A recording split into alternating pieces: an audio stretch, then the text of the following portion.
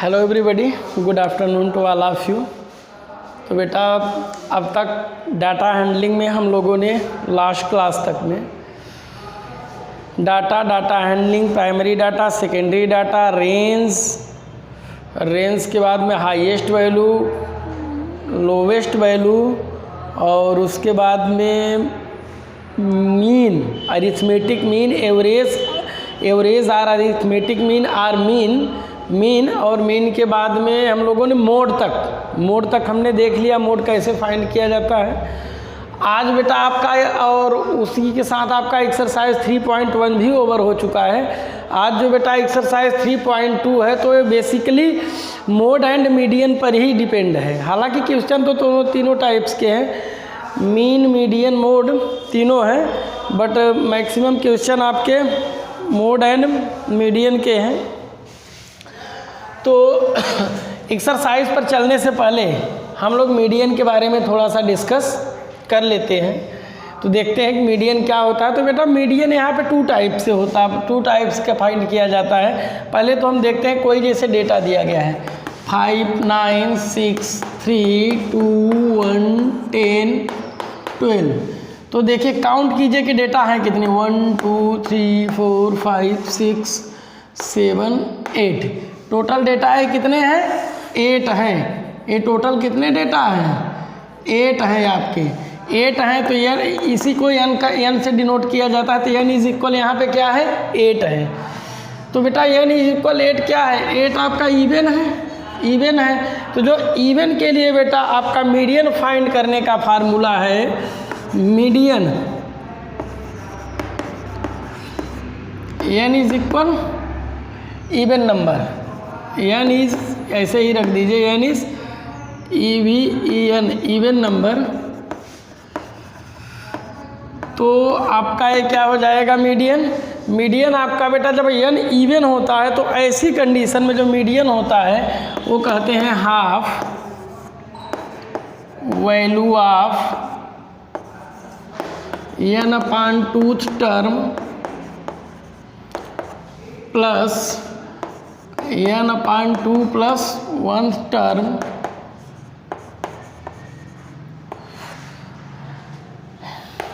Right, इतना ही।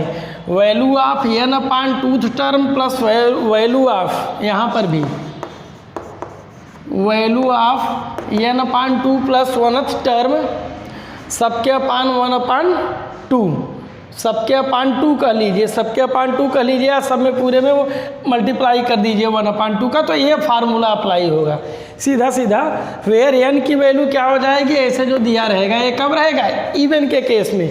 But suppose कीजिए कि हमने से यहाँ एक निकाल दिया, हमने से यहाँ एक रिमूव कर दिया। अगर आपका डेटा अब वो नहीं, पहले वाला नहीं, अब आपका डेटा ए हो गया। जब बेटा आपका डेटा ए हो जाता है तो क्या हो जाता है, 1, 2, 3, 4, 5, 6, 7। अब n की वैल्यू आपकी क्या हो जाती है, जब हमारा डेटा चेंज हुआ तो n की वैल्यू हमारी क्या हो जाएगी, 7 हो जाएगी। 7 क्या है, ऑड है। 7 क्या है हमारा, ऑड है। अब ऑड के लिए क्या होगा,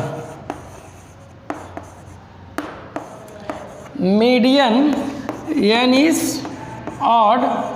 तो n इज ऑड के लिए जो मीडियन आपका होगा बेटा, value of n plus 1 upon 2th term, right, value of n plus 1 upon 2th term.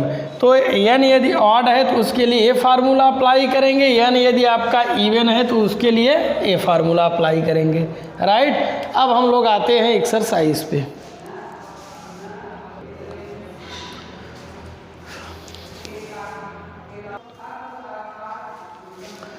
तो बेटा अब हम लोग आते हैं आपका एक्सरसाइज पे, और जो आपका एक्सरसाइज है वो 3.2 अकॉर्डिंग टू NCERT।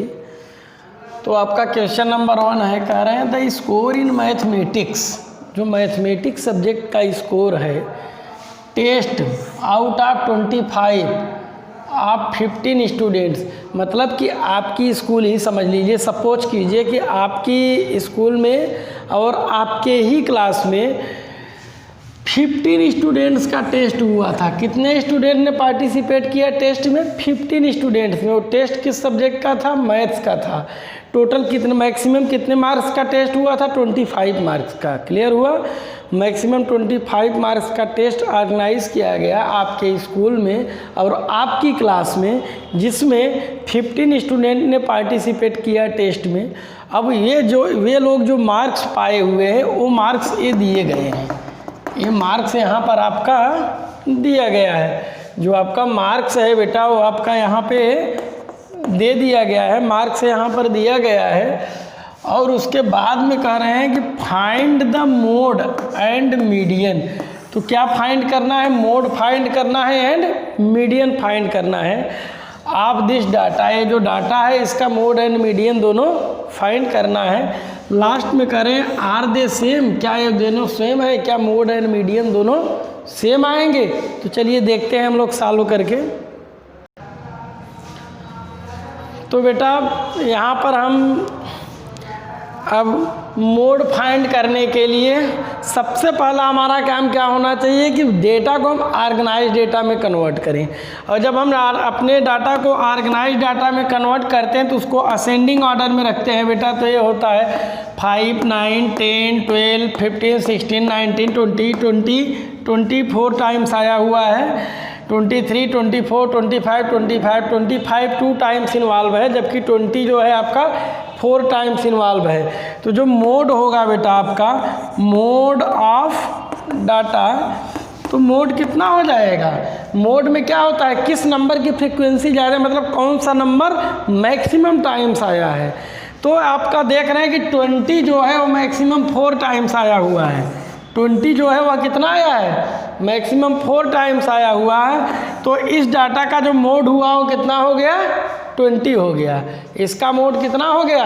20 हो गया। अब इसके बाद में क्या करना है? अब इसका मीडियन फाइंड करना है। क्या करना है? मीडियन। तो मीडियन आपका क्या हो जाएगा? मीडियन में बेटा जो आपका होगा, देखिए डेटा कितने हैं? टोटल 15 है। तो n इज इक्वल क्या है? n यहाँ पे ऑड है। 15 हुआ तो n क्या हो गया? ऑड हो गया। और फॉर n ऑड, n के लिए n ऑड है तो उसके लिए मीडियन जो होगा बेटा वैल्यू ऑफ n + 1/2 ऑब्जर्वेशन या टर्म्स, दोनों का मतलब एक ही होता है। ऑब्जर्वेशन। तो ए आपका वैल्यू ऑफ n, ये हो गया बेटा वैल्यू ऑफ n का मतलब क्या हो गया? 15 + 1/2 ऑब्जर्वेशन। तो ए आपका आया वैल्यू ऑफ, ये 15 + 1 16, 16 में 2 से डिवाइड कर दिए तो क्या आ गया? 8th। क्या आ गया? 8th observation. तो 8th value of 8th observation जो है, तो 8th ऑब्जर्वेशन अब हम लोग काउंट करेंगे 1 2 3 4 5 6 7 8। 8th ऑब्जर्वेशन क्या आया? 20 आ गया। कितना आ गया? 20 आ गया। तो हम देख रहे हैं कि बेटा मोड भी आपका 20 आया है और यहाँ पर मीडियन भी आपका 20 आया है। जबकि क्वेश्चन में कहा गया है लास्ट में आर दे सेम, क्या मोड एंड मीडियन दोनों सेम है इस क्वेश्चन में? तो निश्चित तौर पर मोड एंड मीडियन दोनों इस क्वेश्चन के क्या हैं? सेम। तो लास्ट आपका जो ऑप्शन है वो आंसर होगा यस। यस का यस किसके लिए? आर दे सेम के लिए। पहला हमने मोड फाइंड किया, ये आंसर फर्स्ट हो गया। सेकेंड में मीडियन फाइंड किया, ये आंसर सेकेंड हो गया। और थर्ड में हमने आर दे सेम में यस कर दिया तो ये आंसर आपका थर्ड हो गया। राइट।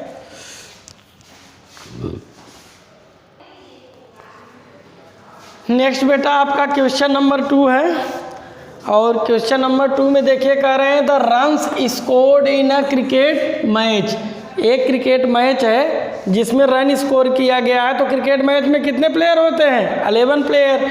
तो 11 प्लेयर्स का जो रन है वो दिया गया है, किस प्लेयर ने कितना रन बनाया है तो ये दिया गया है। अब ये जो रन का डाटा है बेटा 11 प्लेयर्स का, उसी का आपको मीन, मोड एंड मीडियन तीनों फाइंड करना है और यह भी बताना है, इसमें भी लास्ट 4th है आर द थ्री सेम, क्या ये तीन के तीनों सेम है, पीछे वाले क्वेश्चन की तरह जिसमें सेम आए थे। तो चलिए सॉल्यूशन बारी बारी से हम सबको करते हैं। तो सॉल्यूशन में फर्स्ट क्या करेंगे, जो डाटा है उसको किस में रखेंगे, असेंडिंग ऑर्डर। किस में रखेंगे, असेंडिंग ऑर्डर में हम लोग क्या करेंगे, पहले डेटा को रखेंगे। तो जब असेंडिंग ऑर्डर में डेटा को रखेंगे तो आपका क्या हो जाएगा, 6 हो जाएगा, 8 हो जाएगा, ये 10 हो जाएगा, ये आपका 10 हो जाएगा, 6, 8, 10, 10। उसके बाद में आपका ये हो जाएगा 15, 15। इसके बाद में आपका 15, 15, 3 टाइम्स है 15। इसके बाद में आपका बेटा हो जाएगा 80। इसके बाद में हमारा जो हो जाएगा 10, 10, 15, 15, 15, 6, 8, इतना निकल गया। अब हमारा आपका जो आया 50 आया, पहले 50, 50 के बाद 80, 80 के बाद 100, 100 के बाद 120। तो देखिए 1, 2, 3, 4, 5, 6, 7, 8, 9, 10, 11 हो गया टोटल। ठीक, अब क्या करना है, क्या फाइंड करना है, फर्स्ट में मीन। तो मीन क्या होगा, मीन ऑफ डाटा क्या होगा, मीन में क्या करेंगे, सबको सम करके 11 से डिवाइड कर देंगे। तो मीन के लिए हम कर दे रहे हैं, करना आपको है, हम केवल फार्मूला सेट कर दे रहे हैं, sum of all 11 players runs,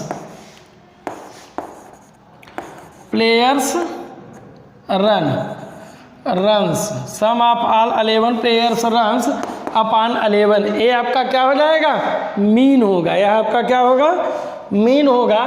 इसके बाद में आपका सेकेंड में क्या है, मोड।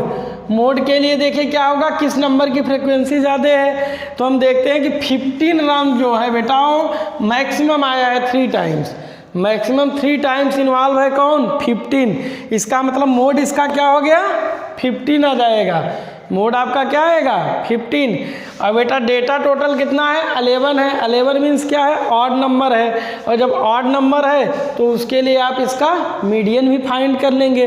और जब आप मीडियन फाइंड कर लेंगे तब आपको पता चल जाएगा कि कौन सा क्या ये ऑल 3 इक्वल हैं। इधर जब इसको मीन भी फाइंड कर लेंगे और उधर मीडियन भी फाइंड कर लेंगे तो आपको पता चल जाएगा कि ये तीनों इक्वल हैं या नहीं है। इक्वल हैं तो ठीक है, नहीं है तो नो लिख दीजिएगा, राइट। यदि हैं तो यस, नहीं है तो नो, ओके।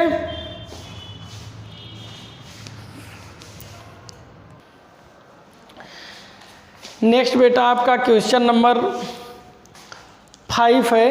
क्वेश्चन नंबर 3 और 4 क्वेश्चन नंबर 1 और 2 की तरह था, तो उसको आप लोगों को करना है, वो आप लोगों के लिए HW रहेगा। जो क्वेश्चन नंबर 5 है उसमें कह रहे हैं tell whether the statements is true और फॉल्स। हमको ये बताना है कि जो स्टेटमेंट्स दिए गए हैं उनमें कौन सा ट्रू है कौन सा फॉल्स है, कि वे ट्रू हैं या फॉल्स हैं। तो जो फर्स्ट स्टेटमेंट है वो कह रहे हैं द मोड इज़ ऑलवेज। जो मोड है, मोड जो होता है किसी भी डेटा का जो मोड होता है is always one of the numbers in a data. तो बेटा मोड जो होता है नंबर, वो डाटा का वही नंबर होता है जो मैक्सिमम टाइम आया हुआ होता है। तो इसका मतलब किसी भी डाटा का मोड जो होगा उसी नंबर में से ही होगा, उसी नंबर में से ही होगा। तो इसलिए ये आपका स्टेटमेंट क्या है, ट्रू है। सेकेंड है the mean is one of the numbers in a data. अगर किसी डाटा से हम लोग मीन फाइंड करते हैं तो क्या वह मीन भी उसी नंबर से होगा। सेकेंड आपका कह रहे हैं कि यदि हम किसी डाटा से मीन फाइंड करते हैं तो क्या मीन भी उसी नंबर से होगा। तो बेटा मीन के लिए जो होता है जितने नंबर होते हैं उससे डिवाइड करने पर आता है। तो डिवाइड करने पर हो सकता है कि उसी डाटा में से ही हो या उससे बाहर से भी हो सकता है। ये ज़रूर होगा कि जो डाटा दिया गया है उसी के बिटवीन में ही रहेगा, मतलब जो उसकी मैक्सिमम लिमिट है, मैक्सिमम वैल्यू है, हाईएस्ट वैल्यू है, जो लोवेस्ट वैल्यू है, लोवेस्ट एंड हाईएस्ट वैल्यू के बिटवीन ही रहेगा। बट वो उसी डाटा में से कोई हो यह आवश्यक नहीं है, यह हो भी सकता है नहीं भी हो सकता है। तो इसलिए ये स्टेटमेंट आपका क्या रहेगा, फॉल्स रहेगा। ये स्टेटमेंट क्या रहेगा, फॉल्स। थर्ड में बेटा है median is always one of the numbers are in a data. किसी भी डाटा का जो मीडियन होगा क्या उसी में से कोई एक नंबर होगा? तो बेटा मीडियन में भी दो केस होते हैं, एक ऑड होता है, एक आपका इवन होता है। तो ये जो NCERT की बुक है बेटा इसमें ओनली ऑड पर क्वेश्चन किए गए हैं, ओनली ऑड को बताया, ऑड के बारे में डिस्कस किया गया है, ऑड से रिलेटेड क्वेश्चन रखा गया है, इवन की बात ही यहाँ पर नहीं की गई है। तो बेटा यदि हम ऑड के केस में देखेंगे तब तो मीडियन जो है उसी डेटा में से ही कोई नंबर होगा। यदि हम ऑड का केस लेकर चलेंगे तो जो हमारा मीडियन होगा वह उसी डेटा में से ही कोई नंबर होगा। तो इसलिए ए स्टेटमेंट भी आपका क्या हो जाएगा? ट्रू हो जाएगा। ए स्टेटमेंट क्या हो जाएगा? ट्रू हो जाएगा। एंड फोर्थ पार्ट जो है द डाटा इज़ 4 3। अब एक डाटा दिया गया है 1 2 3 4 5 6 7 8 नंबर्स का एक डाटा दिया गया है और कह रहे हैं कि क्या इसका मीन 9 होगा। तो आइए हम लोग देख लेते हैं, छोटा सा है। मीन इज इक्वल 6 + 4 + 3 + 8 + 9 + 12 + 13 + 9 सबके अपन 9। तो ये आपका आ जाएगा 10 13 21 30 42 55 एंड 64। तो ये 64/9 आ जाएगा। तो ये 7 पॉइंट समथिंग आएगा, इसलिए इसका मीन जो है वह 9 नहीं होगा। तो ये स्टेटमेंट क्या हो गया? फॉल्स हो गया। ए स्टेटमेंट क्या हो गया? False, right. तो ए बेटा आपका अकॉर्डिंग टू NCERT एक्सरसाइज 3.2 था, जिसको आज हम लोगों ने ओवर कर लिया।